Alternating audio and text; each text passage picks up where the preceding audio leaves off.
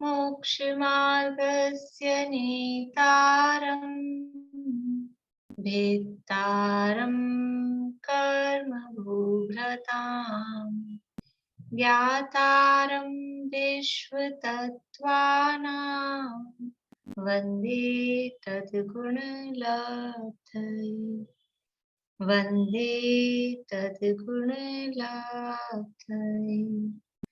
मोक्षमार्ग के नेता एवं कर्म पर्वतों के भेदक और विश्व के सब तत्वों के ज्ञायक चेतन संवेदक सद्गुण आप समान प्राप्त हो यही भावना भाकर दे विनय पूर्वक करूं वंदना बारंबार जिनेश्वर की बारंबार जिनेश्वर की। हाँ, मुझे वो पूछना है आप लोगों से 148 कर्म प्रकृतियां। निदान जी आप क्या कह रहे हैं? मैं ये सुनाऊं जी, प्रकृति के नाम ही सुनाऊंगी। अभी सुनती हूँ आपसे, अभी सुन लूं पहले कुछ लोगों से, फिर सुनती हूँ। हाँ भाई, कौन कौन याद करके आए हैं? ऐसे हाथ खड़ा कर दीजिए, ऐसे ही देख लूंगी मैं। मतलब ध्यान था कल की, तो आपको एक दिन ज्यादा मिल गया और ज्यादातर लोगों ने वीडियो बंद कर ली अपनी। कोई बात नहीं, जिनकी खुली है, जो याद करके आए हैं, उनसे सुनेंगे अपन। सबसे पहले बोलिए सुमन जी। आप पूरी नहीं, मैं पूछती हूँ, वही सुनाइए। दर्शनावरण कर्म। दर्शनावरण कर्म की नौ कर्म प्रकृति है। चक्षु दर्शनावरण, अचक्षु दर्शनावरण, अवधि दर्शनावरण, केवल दर्शनावरण, निद्रा, निद्रा निद्रा, प्रचला, प्रचला प्रचला, स्यानगृति। बढ़िया। और पूछ लूंगी अभी मैं बीच में, पूछती हूँ सबसे फिर। मोहनीय कर्म की बोलो पारुल। भाभी, मोहनीय कर्म की मेन तो दो है, दर्शन मोहनीय और चारित मोहनीय। दर्शन मोहनीय की फिर 3 है, सम्यक, मिथ्यात्व और मिश्र। और उसके बाद चारित मोहनीय की है चार कषाय, अनंतानुबंधी, प्रत्यख्यान, अप्रत्यख्यान और संजलन। इन चारों के 4 क्रोधमान, माया लोग और 9 कषाय। एक बार फिर से बोलना, अनंतानुबंधी के बाद क्या बोला? अनंतानुबंधी, अप्रत्यख्यान, अप्रत्यख्यानावरण, प्रत्यख्यानावरण और संजोलन, और 9 कषाय। ठीक। नाम 9 कषाय के? हास्य, रति, अरति, भय, जुगुप्सा, स्त्री, एक रह गया, भय, जुगुप्सा। फिर से बोलो शुरू से।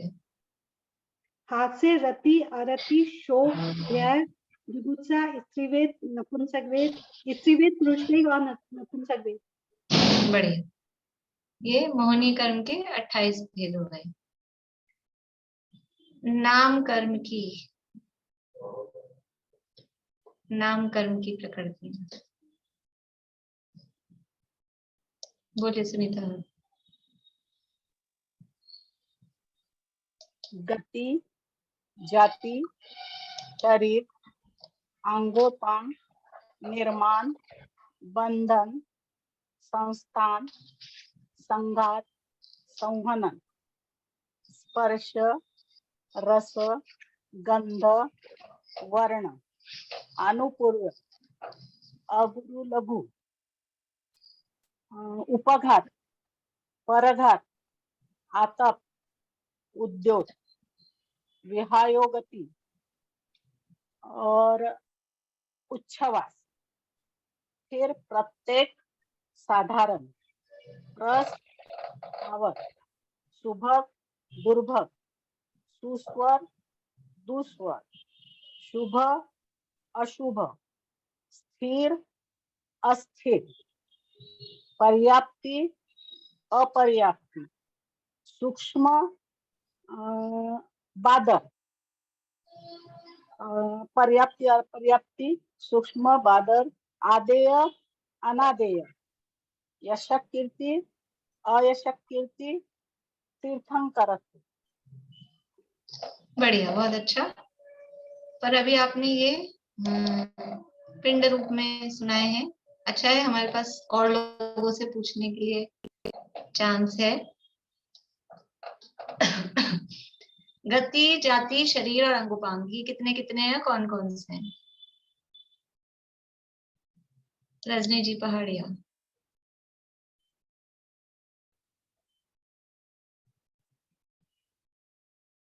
क्वेश्चन वापस बोलिए ना। गति, जाति, शरीर और अंगोपांग, ये कितने कितने हैं, कौन कौन से हैं? मेरे को नहीं याद है। अरे सरल है, इसलिए तो आपसे पूछ लिया। ये 4 इसलिए गति आपको है। याद करके आने की जरूरत नहीं थी। नहीं, 4 गति है। हाँ, हाँ। तो फिर आपने नहीं आता क्यों बोला? क्योंकि इसे कहते हैं, अभी पिछली क्लास में हमारा चल रहा था अपनी शक्ति को छुपाना। आता है फिर भी नहीं आता। एक्चुअली मैंने पढ़ा नहीं, बिल्कुल भी पढ़ नहीं पाई हूँ मैं, इसलिए मैंने कहा कि मेरे को तो नहीं पढ़ा तो क्या हुआ, नहीं पढ़ा तो क्या हुआ, ये तो मुझे याद है ना। बोलिए, गतियां कौन सी हैं? 4। ये नहीं, वो तो आयु हो गया। मनुष्य गति, तिर्यंच गति, देवगति, नरक गति, मनुष्य गति, तिर्यंच गति और देवगति। ठीक है, बढ़िया। जाति, जाति, शरीर, शरीर 5 है। औपचारिक शरीर, औदारिक शरीर, ये वैक्रिक शरीर, पूरा याद नहीं है। चलिए ठीक है, मैंने नहीं पढ़ पाई। चित्रा आंटी बोलिए। गति का हाँ, इसको कहाँ से बोलेंगे? नरक, तिर्यंच, मनुष्य और देव, है ना। उसके बाद हो गई जाति 5। सुनिए रजनी जी ध्यान से आप, और अब आप लोग भी सब ध्यान से सुनिए। अगर कोई कुछ छोड़ रहा है या कुछ गलत कर रहा है तो मैं आप लोगों से पूछूंगी, ठीक है ना? इंद्रिय, द्विंद्रिय, त्रिंद्रिय, 4 इंद्रिय, पंचेंद्रिय। बढ़िया। शरीर भी 5। औदारिक, वैक्रिक, आहारक, तेजस, कार्मण। और अंगोपांग 3, औदारिक, वैक्रिक और आहार। बढ़िया। औदारिक शरीर अंगोपांग, वैक्रिक शरीर अंगोपांग और आहारक शरीर अंगोपांग। बढ़िया, बहुत अच्छा। निर्माण, बंधन, संघात और संस्थान, ये कितने कितने और कौन कौन से हैं? 4 चीजें हैं। निर्माण, बंधन, संघात और संस्थान, ये 4 चीज बतानी है। हाँ, सरोज आंटी बताएंगे आप?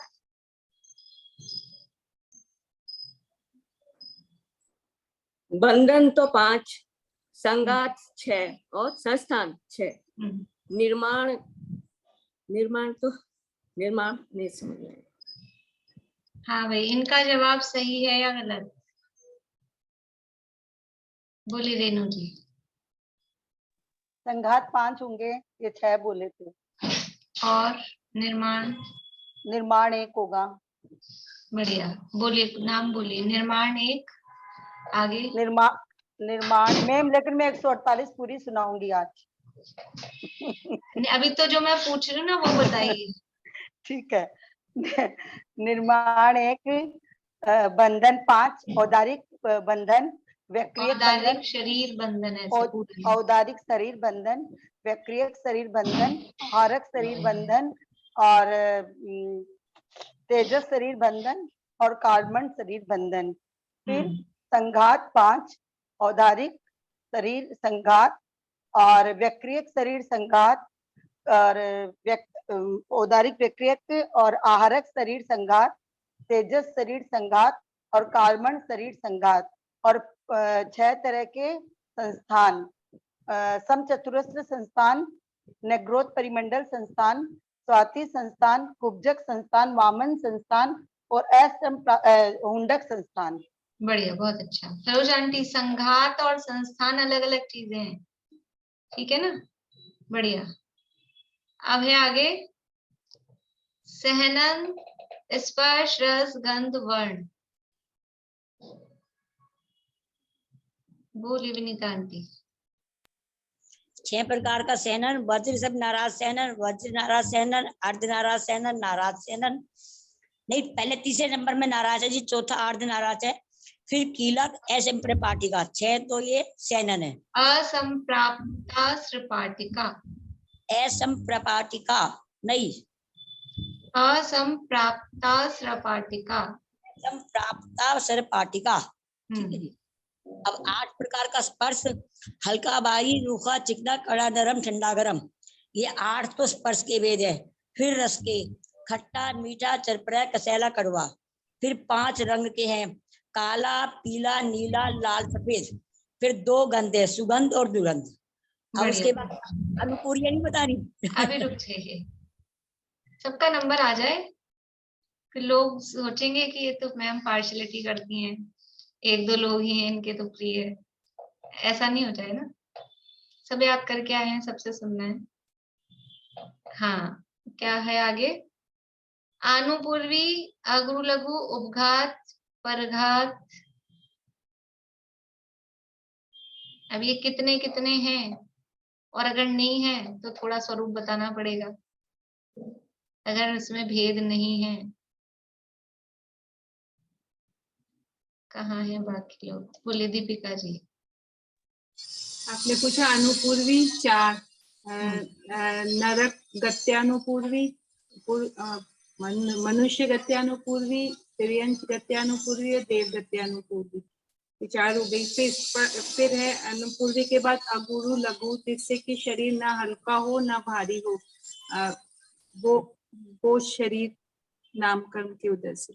और फिर है उपघात, उपघात जिससे शरीर खुद ही के शरीर पर मतलब वो शरीर के अवयवों से खुद ही के शरीर में घात हो। और परघात में जिसने खुद के शरीर से या दूसरे के शरीर से घात हो, वो वाला हो। एक तो कि खुद के शरीर से दूसरे के शरीर पर घात हो, और एक और है इसमें कि दूसरे के द्वारा खुद के शरीर पर घात हो, वो वाला हो गया अपघात, परघात। आतप भी एक है, उद्योत भी एक है। आतप इसमें अपने शरीर की मतलब कांति के लिए, ऐसे ही होगा, शरीर की कांति के लिए काम करता है। आतप, आतप नाम कर्म से क्या होता है? गर्माहट जो होती है ना शरीर में, जो गर्माहट होती है उसके लिए आतप। और उद्योत कांति कुछ ऐसा है, ये मुझे ऐसा ही ध्यान है। चलिए, इनकी जो गड़बड़ हुई वो कौन ठीक करेंगे? बोले सुधा जी। जिस कर्म के उद्देश्य के निमित्त से आतप शरीर हो, वो आतप नाम कर्म है। तो बच्चों वाली बात होगी। मतलब शरीर में गर्माहट आती है, वो आतप नाम कर्म के। ये तो इन्होंने बोला था, फिर आपने नया क्या बोला?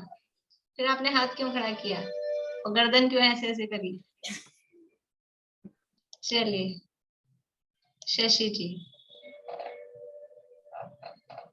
इसका उदय सूर्य के बिंब में जो बाधा पर्याप्त पृथ्वी का एक जीव होते हैं, उन्हीं के होता है। वो तो किनके होता है, कहते किसे हैं? देखिए, देख देख के बोलेंगे तो मजा नहीं आएगा। नीचे जो देखते हैं मुझे पता लग जाता है, और आप सामने टांग के रख लेंगे तो वो आपकी बेईमानी है। याद करके आने को कहा था। बोलिए प्रमिला जी। जो गर्म होता है ना, सूर्यबिंब गर्म होता है, तो उसका उदय उसी में। सही जवाब नहीं आ पा रहा। बोलिए वर्षा भाभी। जिस नाम कर्म के उदय से उसका शरीर तो ठंडा होता है, पर जो उसके अंदर से प्रकाश होता है वो गर्म होता है, और उद्योत के अंदर स्वयं भी ठंडा होता है, उसका प्रकाश भी ठंडा होता है। हाँ बढ़िया, शरीर ठंडा होता है, मतलब जो मूल में मूल में तो ठंडा है लेकिन उसकी प्रभा, उसकी किरणें गर्म है, वो कहलाता है आतप नाम कर्म। आतप नाम कर्म के उदय से शरीर मूल में तो ठंडा होता है लेकिन उसकी प्रभा, उसकी किरणें वो उष्ण होती है। शरीर में जो उष्णता होती है वो कौन से कर्म के उदय से होती है, वो किसके कारण से होती है? जो पहले इन्होंने जवाब दिया था, शरीर में, हमारे शरीर में जो गर्मी है वो किसके कारण से है? बोले रजनी जी। स्पर्श नाम कर्म के कारण। नहीं, मुझे 8वां अध्याय नहीं चलाना है। बेला भाभी, आतप नाम कर्म का उदय है आपके सबके अपने? अभी उन्होंने बताया था किसके होता है, तो फिर हमारे शरीर में गर्मी है कि नहीं है? वो किसके कारण से है? बिना कर्म के उदय के तो कुछ भी नहीं होता है संसार में। बोलिए प्रेमलता जी। बहुत बढ़िया। तेजस शरीर, हमारे शरीर में जो ये टेम्परेचर बना हुआ रहता है वो तेजस शरीर का काम है, ठीक है ना? ये ध्यान रहने चाहिए। जो अपन ने पढ़े हैं ना, एग्जाम के लिए पढ़ाई नहीं की है, एग्जाम तो अपन लेते हैं ऐसे ही थोड़ा सा, लेकिन ये याद रखने के लिए, इसीलिए रिवीजन करते रहना चाहिए, क्योंकि इनसे इनसे भेद विज्ञान में सहायता मिलती है अपने को। ये मतलब ऐसा नहीं है कि कर्म की बातें हैं, कर्म है, करणानियों की बातें हैं, इससे क्या मतलब है आत्मा का अनुभव। इससे आत्मा का अनुभव हो सकता है, भेद विज्ञान हो सकता है, कर्मों का स्वरूप यदि हमें पता हो, कौन सा कर्म क्या काम कर रहा है, और हम क्या समझते आ रहे हैं, हम किसको किसका काम मान रहे हैं। इसलिए चलिए कोई बात नहीं। वैसे मैंने आपको तो नाम ही सुनने के लिए कहा था, स्वरूप तो मैं पूछ रही हूँ, लेकिन आप लोग बता रहे हैं, अच्छी बात है। किसी ने ऐसे नहीं कहा कि आपने कहा नहीं था। चलिए, आगे भेद नहीं थे ना, इसलिए पूछ लिया। आप कुछ पूछ रहे हैं रजनी जी? आपने आतप नाम कर्म का बताया कि जिसका शरीर ठंडा हो वो, और यहाँ जैसे जो इसमें डेफिनेशन लिखे हैं, जिस कर्म के उदय के निमित्त से आतप का ही शरीर हो वह आतप नामक नाम कर्म है। इसका उदय सूर्य के बिंब में जो बादर पर्याप्त पृथ्वीकायिक जीव होते हैं उन्हीं के होता है। मैंने लिखवाया, मैंने बताया था, पढ़ाया था, मूल में ठंडा और उसकी प्रभाव, तभी तो जवाब दे पाए मैंने। नहीं, वही कुछ इसमें लिखा। अब उसमें नहीं लिखा है, वो अलग अलग तरह से परिभाषाएं होती है ना। ऐसे मान लीजिए इसमें जो परिभाषा दी है वो नहीं, तो ये मतलब ये पृथ्वी का एक जीव मूल में ठंडे होते हैं। हाँ, उनका शरीर मूल में, जैसे एसी होता है, फ्रिज होता है, बाहर से गर्म होता है, फ्रिज की बॉडी मान लो पीछे से वो मशीन लग रही है वो गर्म है, एसी है वो बाहर से गर्म है, लेकिन अंदर क्या दे रहा है, अंदर से वो ठंडाकारी है। ऐसे तो मूल में तो ठंडा है, जैसे फ्रिज अंदर से ठंडा है बाहर से गर्म है, ऐसे ही उनका शरीर अंदर से ठंडा है, लेकिन उसकी जो किरणें हैं, जो प्रभा है, वो गर्म होती है। चलिए, अब पूरे नाम ही, बाकी तो अब ये इसके वो हैं 10 जोड़े वाली प्रकृतियां, मतलब जो अपोजिट वाली हैं, वो कौन सुनाएंगे?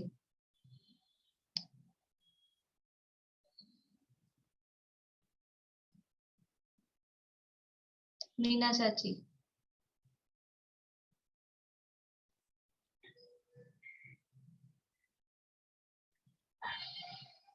प्रत्येक के साथ त्रस लगेगा। हाँ, प्रत्येक शरीर है पूरा नाम, प्रत्येक शरीर। सूत्र में भी प्रत्येक शरीर है, तो प्रत्येक शरीर के साथ अपोजिट।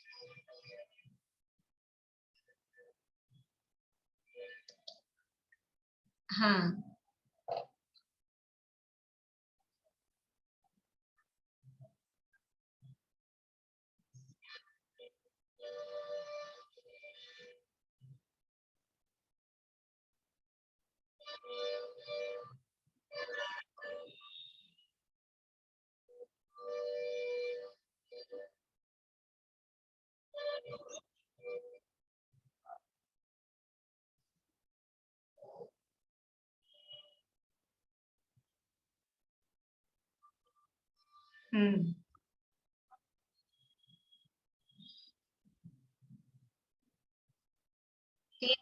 तीन रह रही हैं आपकी, 3 मतलब 3 जोड़े रह रहे हैं।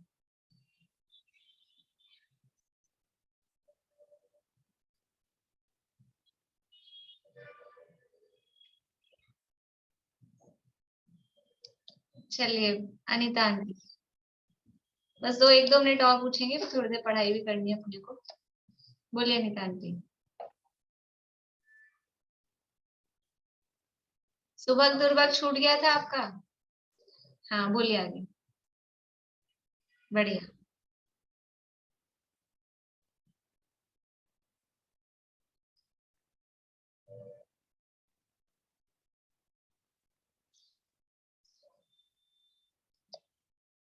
अभी तो आपको सोचना चाहिए हो गई क्या? शायद हो गई, ठीक है ना। ये 10 जोड़े वाली विहाय गति है, वो पिंड प्रकृति के अंतर्गत आती है, वो जोड़े वाली में नहीं है, ठीक है। चलिए बोलिए भारती आंटी। हाँ बोल दिया, वो मीना चाची ने नहीं बोला था, इनका हो गया। हाँ, अब नाम कर्म की 93 प्रकृतियां, ये रेणु जी से सुन लेने, ये लास्ट तक अपने को छोड़ेंगे नहीं फिर। मैं पूरी सुनाऊंगी, 1 मिनट में नहीं पूरी नहीं, केवल नाम कर्म। मेरे को टाइम नहीं लगेगा, मैं फटाफट सुना दूंगी। मेरे पास 3 मिनट है केवल, 3 बजे मुझे क्लास अपनी चालू करनी है। आपकी जितनी हो जाएगी। आप नहीं विनीता आंटी, वो परसों से ही मुझे कह के रखी है। मैं 3 मिनट में मेरी जितना होगी ठीक है, 3 मिनट में ही। 3 मिनट पूरे आपके नहीं है, आप नाम करके सुनाइए।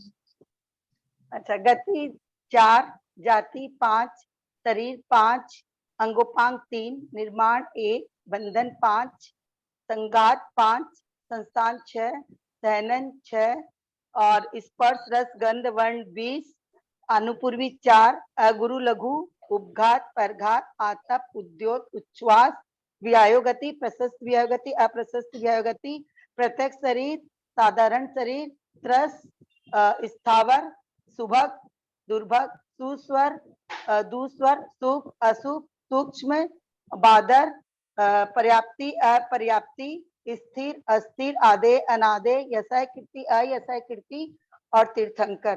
कुछ छूटा क्या? बहुत बढ़िया, नहीं बहुत अच्छा। मैं शुरू पूरा सुनाने का बहुत विश्वास है आपको पूरी याद है, इसलिए कोई दिक्कत नहीं। बहुत अच्छा, ये भी बहुत अच्छा सुनाया आपने, बिल्कुल ऐसा कोई अटकाव या कुछ भी नहीं, बहुत अच्छा। बोले विनीता आंटी। पहले तो ये क्वेश्चन कर रही हूँ, ये कह रही हूँ स्पर्श के बारे में मैंने भी किताब में पढ़ा है, जिसके उदय से शरीर में जाति के अनुरूप शीत उष्ण आदि स्पर्श उत्पन्न हो, वह स्पर्श नामकरण है। आपने आतप में किसी ने बताया था ना, वो ये कह रही थी आप ये नहीं है, तो मुझे थोड़ा सा लगा आपसे नहीं। तो शरीर में स्पर्श होता है वो अलग है। मेरा प्रश्न ये था कि शरीर में गर्मी बनी रहती है, वो तेरे शरीर, तो वही मैं कहना चाहिए, स्पर्श क्या काम करता है? स्पर्श से तो ठंडा गर्म वाला भी होगा, हल्का भारी भी होगा, रूखा चिकना भी होगा, वो सारी टाइप की चीजें होंगी ना स्पर्श से। एक प्रश्न किया था कभी 10-12 साल पहले, वो कह रहे थे कि जैसे वो विग्रह गति में तेजस कर्मण शरीर रहता है, तो मैंने पूछा था वहां तेजस शरीर का क्या काम है, तेजस वर्गणाओं क्या काम है, तो उन्होंने बताया था कार्मान वर्गणाओं में कांति उत्पन्न करने का काम तेजस वर्गणा का है। मैंने पूछा था। ठीक है, मतलब वो भी बात सही है कि स्पर्श गुण से होता है, लेकिन तेजस शरीर कांति भी उत्पन्न करता है और शरीर को तेज, तो वो एक जो शरीर में एक सामान्य से जो रहती है। और स्पर्श देखो एक ही मतलब कर्म के उदय हैं, वो थोड़े थोड़े डिफरेंस है, अलग अलग काम से, बंधन है, संघात है, संस्थान, बंधन और संघात है, वो थोड़ा थोड़ा सा ऐसा काम करते हैं ना, ऐसे ही इसी तरह से वो स्पर्श भी काम करता है उसमें, और तेजस शरीर भी काम करता है उसमें। अच्छा, एक आधे प्रकृति भी है, वो भी कांति पैदा करती है। हाँ, तो वो अब दोनों के काम एक से लग रहे हैं, लेकिन वो आधे वाली कांति है वो बाहर दिखने वाली है, तेजस शरीर वाली कांति वो बाहर दिखने वाली नहीं। बिल्कुल बिल्कुल, यही मैं कहने की बात वाली नहीं। और जो स्पर्श वाले गुण वाली है, वो तो पूरी की पूरी पुद्गरों में ही गर्म ठंडापन आएगा ना। जो अपनी औदारिक शरीर है उसी के ठंडा गर्म में लग रहा है, ऐसा मैं आपसे पूछ रही हूँ। नहीं, वो तो शरीर में ही तो, औदारिक शरीर में ही तो होगा वो स्पर्श गुण जो काम करेगा, औदारिक शरीर में ही करेगा वो। तो विग्रह गति का जो आपको उन्होंने जवाब दिया, तो भाई प्रश्न ये था कि विग्रह गति में उस तरह शरीर वो किसको कांति दे रहा है, तो वो कार्बन को दे रहा है। लेकिन जब मूल विग्रह गति से बाहर आ जाएंगे यानी शरीर बन जाएगा, तो वो औदारिक आदि शरीरों को भी कांति प्रदान करेगा। औदारिक है, वैक्रियक है, जो भी आहारक है, उसको भी कांति प्रदान करेगा। ठीक है, मैं अपना क्वेश्चन भी सुनाऊं बाबू? ठीक है। हाँ। गति 4 भेद सही सुना दूं? नरक गति, तिर्यंच गति, मनुष्य गति, देव गति, 4 गति होती है। 5 जाति होती है, 1 इंद्रिय जाति, 2 इंद्रिय, 3 इंद्रिय, 4 इंद्रिय, 5 इंद्रिय। भेद रहने दीजिए, आपको याद है, मुझे पता है, अपन थोड़ा जल्दी हो जाएगा। नंगोपांग है, 1 निर्माण है, 5 बंधन है, 5 संघात है, 6 सेनन है, 6 संस्थान है, स्पर्श रस गंध वर्ण इसकी 20 पर्याय है। फिर आनुपूर्वी है, फिर अगुरु लघु है, फिर आतप, उद्योत, परघात, उपघात, फिर व्यायोगति, उच्छ्वास व्यायोगति, और फिर उसके बाद प्रत्येक शरीर, त्रस, सुभग, शुभ, सूक्ष्म, पर्याप्ति और आधे, स्थिर, यश, कीर्ति, ये जोड़े वाली है जी। इनको अलग अलग करूं, प्रत्येक शरीर का साधारण शरीर, त्रस का स्थावर, और सुभग का दुभग, सुस्वर का दुस्वर, शुभ का अशुभ, सूक्ष्म का बादर, और पर्याप्ति का अपर्याप्ति, स्थिर का स्थिर, आधे का अनाधे, यश कीर्ति आप यश कीर्ति, और उसके बाद तीर्थ करत्व में। बहुत बढ़िया, बहुत अच्छा, बहुत बढ़िया। ये अभी मैं पूरे वीक आप लोगों से पूछती रहूंगी, ये पूरे वीक, ठीक है? कुछ कुछ आज तो अपन ने इतना टाइम दे दिया, और अगले मंडे को 7वें अध्याय में से 5 व्रतों की भावनाएं, केवल भावनाएं, ठीक है? आज थोड़ा थोड़ा करके रखेंगे। भावनाएं मतलब जो शुरू के सूत्र है ना, अतिचार नहीं बोल रही हूँ, भावनाएं, तो वो अगले मंडे के लिए लिख के रख लीजिए आप लोग, फिर भूल जाते हैं कि क्या होमवर्क था। 5 व्रतों की भावनाएं, वो नेक्स्ट मंडे। और अभी ये प्रकृतियां पूरे वीक में पूछती रहूंगी, जो जो याद करके आएंगे, जो आज नहीं सुनाए हैं, थोड़ा कच्ची थी। और तो कर्मों के सरल हैं, किसी के 2 भेद हैं, किसी के 4 भेद हैं, वो याद ही है सबको। बोलिए रेणु जी। मैं बोली भावनाएं आप मतलब सूत्र के अनुसार पूछेंगे कि ऐसे अलग नाम से? अलग नाम अलग अलग सूत्र याद है तो भी सूत्र सुना के फिर वो नाम उसके नाम, ठीक है? और साथ में थोड़ा सा स्वरूप भी देख के आए, क्योंकि वो 5 ही व्रतों की 25 ही हैं भावनाएं, तो थोड़ा सा स्वरूप भी साथ में, क्योंकि स्वरूप देख लेंगे तो आपको याद रखने में भी आसानी रहेगी, नहीं तो याद भी नहीं रह पाएगा। चलिए, अभी अपन अपनी जो चर्चा चल रही है, बोलिए स्वस्ति पे कौन है? हाँ बोलिए। नहीं, भावना तो वही वही ना, अहिंसा, सत्य, चौर्य, ब्रह्मचर्य, परिग्रह पर। भावनाएं ये है ना, वांग मनोगुप्ति, इरादान, निक्षेपण, 4थे सूत्र से 7वें अध्याय के 4थे से 8वें सूत्र तक, बस 8 नहीं, समझ लीजिए सम्यक दर्शन की भी 8 से यानी 7वें अध्याय का सूत्र 4 से 12 तक, 7वें अध्याय के 4 से 12 नंबर तक के सूत्र तक, ठीक है?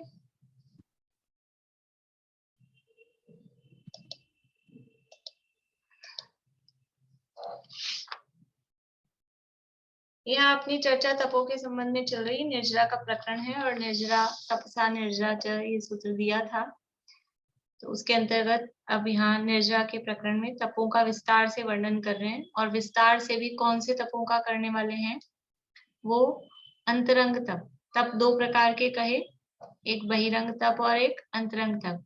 हम ये कह सकते हैं कि ऐसा कोई सूत्र तो उन्होंने अलग से दिया नहीं कि तप, पहले तो तप तरीका क्या होना चाहिए था, पहले तप की परिभाषा बताते, फिर तप 2 प्रकार के हैं ऐसे सूत्र देते, परिभाषा को सूत्र देते, फिर 2 प्रकार के हैं ऐसा सूत्र देते, फिर बहिरंग तपों के नाम बताते, फिर अंतरंग तपों के नाम बताते, सीधे नाम बता दिए, तो वो सूत्र नहीं दिए, उसका क्या प्रयोजन है, क्या कारण है कि उनके शिष्यों, मतलब ये चीज इतनी कॉमन, जैसे जो चीज इतनी सरल होती है, कॉमन होती है, उसकी क्या परिभाषा बताएं, क्या उसकी बताएं, 2 प्रकार की पता ही है सबको, इसलिए वो नहीं बताए, केवल नाम बता दिए।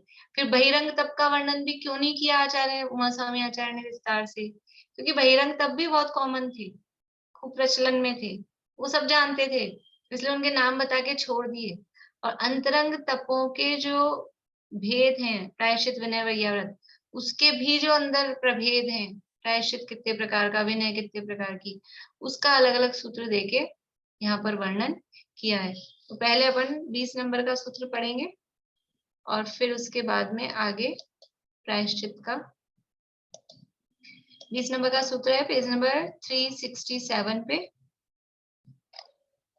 सूत्र पाठ वैसे अपन पढ़ चुके हैं, केवल मैं ही पढ़ रही हूँ, चलिए इसमें भी निकलने में देर लगेगी। प्रायश्चित, विनय, वैयाव्रत्य, स्वाध्याय, व्युत्सर्ग, ध्यानान्युत्तरम, ये 6 प्रकार के अंतरंग तप हैं। प्रायश्चित, विनय, वैयाव्रत्य, स्वाध्याय, व्युत्सर्ग और ध्यान। अब ये अंतरंग तपों का क्या स्वरूप है, उसके लिए आ जाइए, पेज नंबर तो नहीं है, अंतरंग तप हेडिंग है, ये बहिरंग तप वाला प्रकरण खत्म हुआ है, 371 नंबर पेज आएगा, 371, वहां से अपन पढ़ते हैं। ये देखिए अंतरंग तप। जैसे बहिरंग तपों की जब चर्चा शुरू की थी तो टोडरमल जी साहब का यहाँ पर समझ लीजिए लाल बत्ती बताई थी, रेड अलर्ट, कि इसमें क्या सावधानी रखनी है बहिरंग तपों में। वैसे ही यहाँ अंतरंग तपों के संदर्भ में भी पंडित टोडरमल जी का मार्गदर्शन इस प्रकार है। तथा अंतरंग तपों में प्रायश्चित, विनय, वैयाव्रत्य, स्वाध्याय, त्याग यानी व्युत्सर्ग और ध्यान रूप जो क्रियाएं, उनमें बाह्य प्रवर्तन, उसे तो बाह्य तपवत ही जानना, यानी ये नाम तो दिया है अंतरंग तप, लेकिन अंतरंग तपों में ये जो 6 प्रकार के अंतरंग तप बताए हैं, उसमें जो ऐसा क्रिया रूप जो परिणमन हो रहा है, उसमें जो क्रियाएं हो रही है बाहर जो दिखाई दे रहा है, वो जो बाहर दिखाई दे रहा है वो तो बाह्य तपवत, मतलब बाह्य तप के समान ही जानना। नाम भले ही उसका अंतरंग तप हम कह रहे हैं, लेकिन उसमें जो बाहर दिखने वाली क्रियाएं हैं वो तो बहिरंगी है, वो तो बाह्य तप के समान ही है। जैसे अंशनादि बाह्य क्रिया है, उसी प्रकार यह भी बाह्य क्रिया है। जैसे कि स्वाध्याय नाम का एक तप है, तो ये किताब खोल के पढ़ना और हम पढ़ रहे हैं, तो ये क्या अंतरंग तप हो गया कि नहीं? ये किताब खोल के पढ़ने की जो बाहर की क्रिया है ये तो बहिरंगी है। अब उसमें जो स्वाध्याय अपनी आत्मा का अध्ययन, आत्मा का अभ्यास किया, वो वास्तव में अंतरंग तप होगा। वो वहां अभी जब अपन पढ़ेंगे उसके स्वरूप तब और विशेष देखेंगे। तो जैसे अंशनादि बाह्य क्रिया है, उसी प्रकार यह भी बाह्य क्रिया है। इसलिए प्रायश्चित आदि बाह्य साधन अंतरंग तप नहीं है। ऐसा बाह्य प्रवर्तन होने पर जो अंतरंग परिणामों की शुद्धता हो, उसका नाम अंतरंग तप जानना। क्या है अंतरंग तप वास्तव में? ये जो बाहर की क्रिया है ना, ये बाहर की क्रिया वो वास्तव में वो तो बहिरंगी है, लेकिन ऐसी बाहर की क्रिया होने पर जो अंदर परिणामों में शुद्धता हुई, बाहर में ऐसे हम पुस्तक खोल के बैठे हैं स्वाध्याय करने के लिए, और उस समय जो हमारे परिणामों में निर्मलता आई, वो जो निर्मलता अंदर में आई वो बाहर में किसी को दिखने वाली नहीं है, इसलिए उसका नाम अंतरंग तप है। अंतरंग तप को अंतरंग तप क्यों कहते हैं? क्योंकि ये देखिए अंतरंग तप नाम है उनका अंतरंग, तो बाहर से दिखाई नहीं देती। बाहर से क्रिया जो दिख रही है ना अंतरंग तपों के नाम पे, वो तो बहिरंगी है, लेकिन उस बहिरंग क्रिया के माध्यम से जो अंदर परिणामों में निर्मलता आ रही है, परिणामों में विशुद्धता आ रही है, वो जो शुभ भाव हमारे हो रहे हैं, वो भाव किसी को दिखते हैं क्या? वो भाव नहीं दिखते। तो वो जो शुद्ध विशुद्धता भावों में आ रही है, निर्मलता आ रही है, उस निर्मलता का नाम अंतरंग तप है वास्तव में। तो ये जो वो विशुद्धता है वो बाहर से दिखाई नहीं देती है, इसलिए इसको अंतरंग तप कहा। और दूसरी बात, कि ये जो मतलब ये तो पहला कारण हुआ, इनको अंतरंग तप क्यों कहा, क्योंकि ये विशुद्धता बाहर से दिखाई नहीं देती है। दूसरा कारण कि ये जो अंतरंग तप हैं, इन अंतरंग तपों को, यानी अंतरंग तप मतलब प्रायश्चित है, विनय है, वैयाव्रत है, स्वाध्याय, विसर्ग, ध्यान, इन तपों को करने के लिए किसी बाहरी वस्तु की आवश्यकता नहीं है। पर द्रव्यों का आलंबन इनमें मुख्य रूप से नहीं है। प्रायश्चित करना है तो उसके लिए क्या चाहिए अपने को? प्रायश्चित करने के लिए कुछ चाहिए कि अंदर होता है। विनय करनी है तो उसके लिए कुछ चाहिए कि अंदर होती है। वैयाव्रत करना है तो उसके लिए तो चाहिए, बाहर में किसकी करेंगे कि अभी पढ़ेंगे अपन स्वरूप। तो बाहरी पर द्रव्यों की ये अपेक्षा मुख्य रूप से नहीं रखते हैं। अंदर अंतरकरण मतलब अंदर जो मन है उसके आलंबन से ही होते हैं। ये जो तप है, प्रायश्चित, विनय, वैयाव्रत आदि तप, ये बाहरी पर द्रव्यों के अपेक्षा नहीं रखते, उनका अवलंबन इनमें नहीं होता, तथा अंदर से अंतरकरण बोलते हैं मन को बोलते हैं अंतर, ऐसे बोलते हैं मेरे अंतस में, मेरे मन में अंतर होता है मन। तो अंदर मन के व्यापार से या मन के आलंबन से ये तप होते हैं, इसलिए भी इनको अंतरंग तप कहते हैं। दूसरा कारण बता रही हूँ अंतरंग तप कहने का। पहला क्या बताया कि ये बाहर से दिखते नहीं है, जो विशुद्धि हुई है वो अंदर में होती है, बाहर से नहीं दिखती है, इसलिए अंतरंग तप है। दूसरा कारण है कि बाहरी पर द्रव्यों की कोई इनमें अपेक्षा नहीं है, अंदर अपने मन के आलंबन से ही ये तप होते हैं, इसलिए अंतरंग तप है। ठीक है, मन के आलंबन से होते हैं, मतलब शुभ भाव रूप तपों की बात चल रही है, इसलिए मन के आलंबन से होते हैं। और तीसरी बात कि अन्य मतों में ये जो अनशन, अवमोदर्य, वृत्ति, काय क्लेश, इस टाइप के जो तप हैं, ये अन्य मतों में मिल जाएंगे। शायद अपने किसी के प्रश्न भी आते हैं, अन्य मत वाले भी करते हैं ये सब। काय क्लेश तो विशेष रूप से चलता है उनके में भी, अन्य मतों में भी पंचाग्नि तप करते हैं और उपवास भी करते हैं, एकासन आदि ये सब काम भी उनके भी बहुत चलते हैं। तो बहिरंग तप तो अन्य मतों में मिलते हैं, परंतु ये जो है प्रायश्चित, विनय, वैयाव्रत, स्वाध्याय, विसर्ग, ध्यान, ये अन्य मतों में अप्राप्त हैं। अन्य मतों में यानी बाहरी मतों में नहीं मिलते हैं।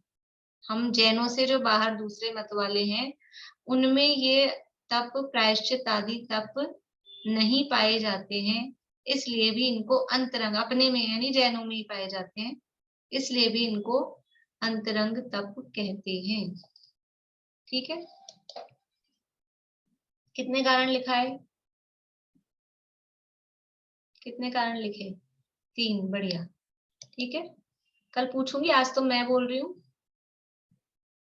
कल पूछूंगी मैं आप लोगों से कौन कौन से 3 कारण है। और जिसने लिखे होंगे देख के भी बोलेंगे तो चलेगा कल, लेकिन लिखे होंगे तो ही देख के बोल पाएंगे। ठीक है ना, वैसे तो सब लिखते हुए दिख रहे हैं मुझे। पहला कारण कि वो जो विशुद्धि होती है वो अंदर में, भावों में विशुद्धि होती है, वो बाहर से नहीं दिखती, इसलिए अंतरंग तप है। और दूसरा कि ये बाहरी परद्रव्यों की अपेक्षा नहीं रखते, अंदर मन के अवलंबन से ही होते हैं, इसलिए अंतरंग तप है। और तीसरा, बाहरी जो मत है, अन्य मत है, उन अन्य मतों में ये प्रायश्चित आदि तप नहीं पाए जाते हैं, इसलिए भी ये अंतरंग तप है। ठीक है, लेकिन हम अंतरंग तो कह रहे हैं, पर टोडरमल जी साहब क्या कह रहे हैं यहाँ पे कि अंतरंग कहने पर भी इनमें जो बाहर की क्रिया जो शारीरिक, वाचनिक, इस तरह की जो क्रिया दिख रही है, ये क्रिया, वो क्रिया तो बहिरंग ही है। अंतरंग कहने पर भी जो क्रिया यहाँ दिखाई दे रही है, वो क्रिया तो बहिरंग ही है। अंदर जो भावों की विशुद्धि हुई है, वही वास्तविक अंतरंग तप है। ऐसी बात यहाँ पर पहले ध्यान रखना है, क्योंकि हम जब पढ़ेंगे, पढ़ाएंगे, समझेंगे, समझाएंगे, तो हम अंदर की विशुद्धि को, जब वो दिख ही नहीं रही है तो हम दिखा सकेंगे क्या, हम बता सकेंगे क्या? वो दिखने वाली चीज नहीं है। तो हम समझाएंगे, आचार्य भी समझा रहे हैं, तो किसके माध्यम से समझा पाएंगे? जो बाहर में दिख रहा है ना क्रिया, तो पढ़ने पढ़ाने समझने समझाने में तो क्रिया के आधार से ही बात करेंगे, लेकिन आप उसको क्रिया को ही तप मत समझना, ये पहले बता के रख रहे हैं, क्योंकि हमारे पास भी मजबूरी है और कोई उपाय नहीं है। भाव कितने विशुद्ध हुए वो कैसे दिखाएं? वो बाहरी क्रिया के आधार पर ही दिखाया जा सकता है, क्योंकि अंदर में विशुद्धता होती है। देखो, इनका निमित्त नैमित्तिक संबंध होता है। किसका निमित्त नैमित्तिक संबंध होता है? अंदर परिणामों की विशुद्धता का और बाहरी क्रिया का। अंदर परिणाम विशुद्ध होते हैं तो बाहर क्रिया भी उसके हिसाब से विशुद्ध यानी सही होती है। इनका ऐसा निमित्त नैमित्तिक संबंध है। तो बाहर क्रिया अच्छी हो रही है तो हम ये मान के चलते हैं कि आपके भाव भी अच्छे हुए होंगे, यद्यपि उसकी गारंटी नहीं है। बाहर क्रिया ठीक हो, अंदर परिणाम भी ठीक ही हो, उसका नियम नहीं है। अंदर परिणाम ठीक होंगे तो बाहर क्रिया ठीक होगी ही होगी। समझ में आ रही है बात? एक सी नहीं बात। कितना ध्यान से सुनते हैं आप लोग मालूम नहीं मुझे। अंदर परिणाम सुधरे हुए होंगे तो बाहर क्रिया सुधरेगी ही सुधरेगी, लेकिन बाहर क्रिया सुधरी भी है तो अंदर परिणाम सुधरे हुए भी हो सकते हैं, नहीं सुधरे हुए भी हो सकते हैं, उसकी गारंटी नहीं है। लेकिन हम क्या मानेंगे? हमको तो बाहर में क्रिया ही दिख रही है, तो क्रिया सही दिखने पर ये मान के चलते हैं कि आपके परिणाम भी अच्छे ही होंगे। ऐसा ही मान के चला जाता है, क्योंकि अंदर का तो दिखता नहीं है। केला खरीद के लाना है तो जिसका छिलका पहले से एकदम काला मुरझाया हुआ ऐसा हो रहा है, तो हम क्या समझते हैं कि भी छिलका ही खराब है, बाहर ही खराब है, तो अंदर तो जाने क्या होगा। तो हम कैसा देख के लाते हैं? छिलका ही देख के लाते हैं ना, दिखता तो बाहर से वही है। अब बाहर छिलका अच्छा है तो भी ऐसा होता है कि नहीं, बहुत बार अंदर से गला हुआ निकल जाता है, अंदर से खराब निकल जाता है। लेकिन फिर भी अब आप कहो कि बाहर छिलका अच्छा हो जाए, खराब हो, अंदर से जैसा निकलना हो वैसा निकलना हो, तो हम खुद आंखों से देख के भी वो खराब छिलके वाला ले आते हैं क्या? छिलका अगर खराब है तो नहीं लाया जाता है, अच्छा छिलका ही देख के लाया जाएगा। तो समझ में आया? अंतरंग से बहिरंग की व्याप्ति। अंदर अच्छा है तो बाहर अच्छा होगा, लेकिन बाहर अच्छा है तो अंदर अच्छा हो की गारंटी नहीं है। हो भी सकता है और नहीं भी हो सकता है, लेकिन फिर भी क्योंकि अंदर की चीज दिखती नहीं है तो बाहर के आधार पर ही उसका वर्णन किया जाता है। देखिए, तो ये एक बार फिर से मैं पढ़ देती हूँ, मेरे हिसाब से समझ में आ गया होगा आप लोगों को। ये अंतरंग तपों में प्रायश्चित, विनय, वैयाव्रत, स्वाध्याय, त्याग यानी विसर्ग और ध्यान रूप जो क्रियाएं, उनमें बाह्य प्रवर्तन, उसे तो बाह्य तपवत ही जानना। जैसे अनशनादि बाह्य क्रिया है, उसी प्रकार यह भी बाह्य क्रिया है। इसलिए प्रायश्चित आदि बाह्य साधन अंतरंग तप नहीं है। ऐसा बाह्य प्रवर्तन होने पर जो अंतरंग परिणामों की शुद्धता हो, उसका नाम अंतरंग तप जानना। अब अंतरंग तपों के भेद प्रभेद यहाँ पर बता रहे हैं। बहिरंग तपों के भी भेद प्रभेद होते हैं, उपवास के अलग अलग टाइप होते हैं। अलग अलग टाइप के आप ये पूजन करेंगे 10 लक्षण विधान में, उत्तम तप धर्म की, उसमें बहुत तरह के कितने उपवास कितना पारना, कितने उपवास कितना पारना, ऐसे करके बहुत सारे वहां पे तपों के नाम दिए हैं। तो उसके भी भेद प्रभेद होते हैं, पर वो नहीं बताने थे, वो तो करते ही हैं, लोग सब जानते हैं कितने कितने टाइप के हैं। अंतरंग तपों के भेद प्रभेद यहाँ पर बताए गए हैं। अंशनादि बहिरंग तपों के तो कोई भेद नहीं किए गए, मतलब यहाँ तत्वार सूत्र में नहीं किए, पर प्रायश्चित, विनय आदि अंतरंग तपों के भेद बताए गए हैं, जो इस प्रकार हैं। सूत्र बोल रही हूँ और पीछे कौन बोलेंगे?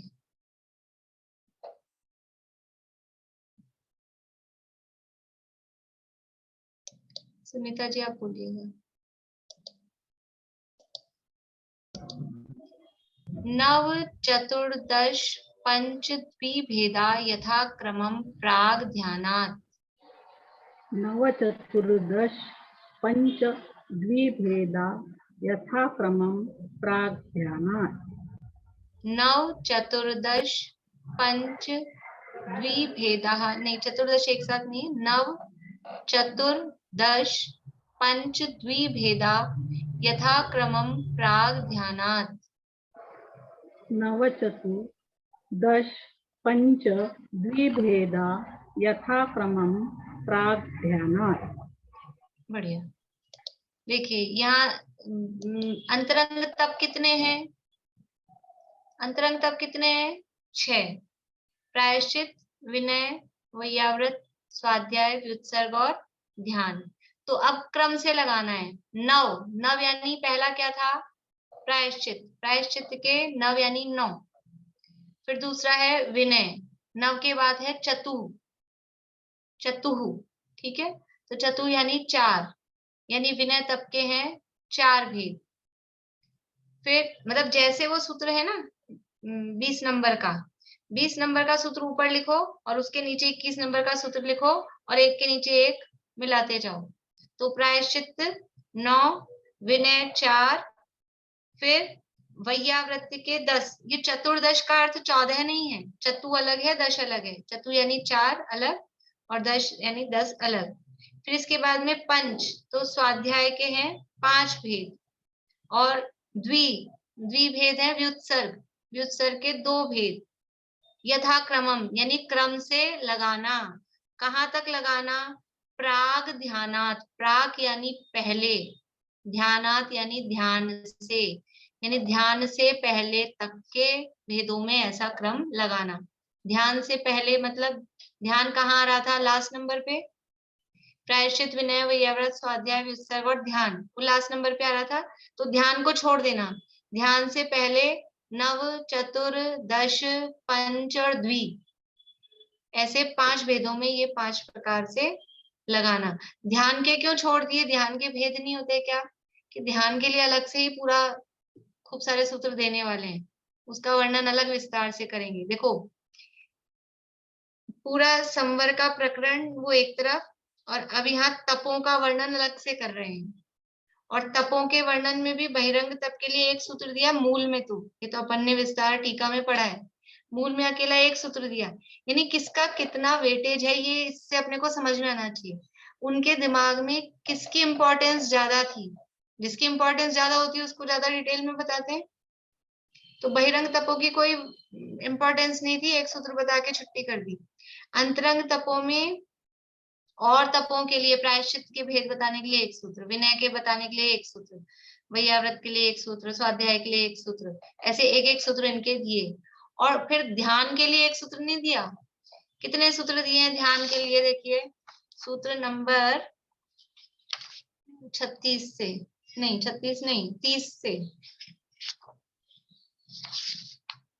30 नहीं 27 से, सॉरी 27 नंबर सूत्र से ध्यान का चालू किया और लास्ट तक मतलब 44 नंबर के सूत्र तक, 27 नंबर के सूत्र से 44 नंबर के सूत्र तक कितने सारे सूत्र हो गए?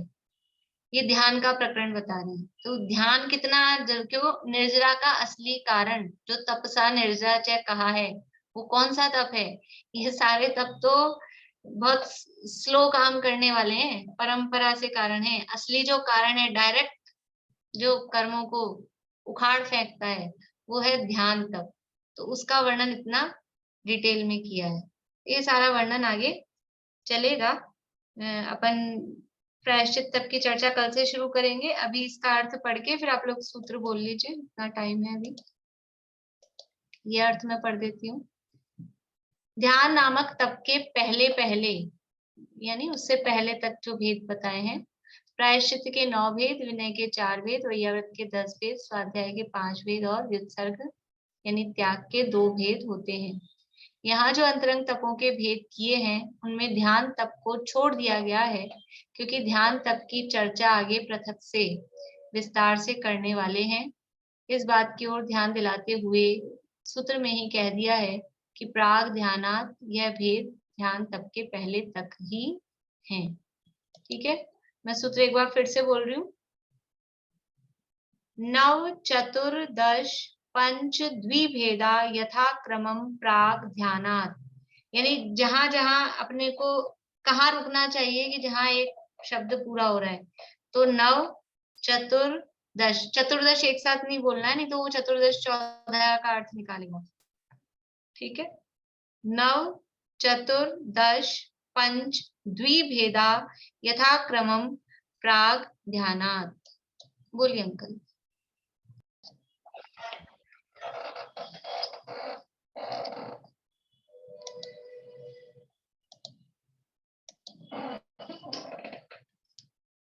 स्यात्पादन षट द्रव्य गुण पर्याय और प्रमाण का, जड़ कर्म चेतन बंध का, कर्म के अवसान का, कह कर स्वरूप यथार्थ जग का, जो किया उपकार है उसके लिए जिन वाणी माँ को वंदना शत बार है, वंदना शत बार।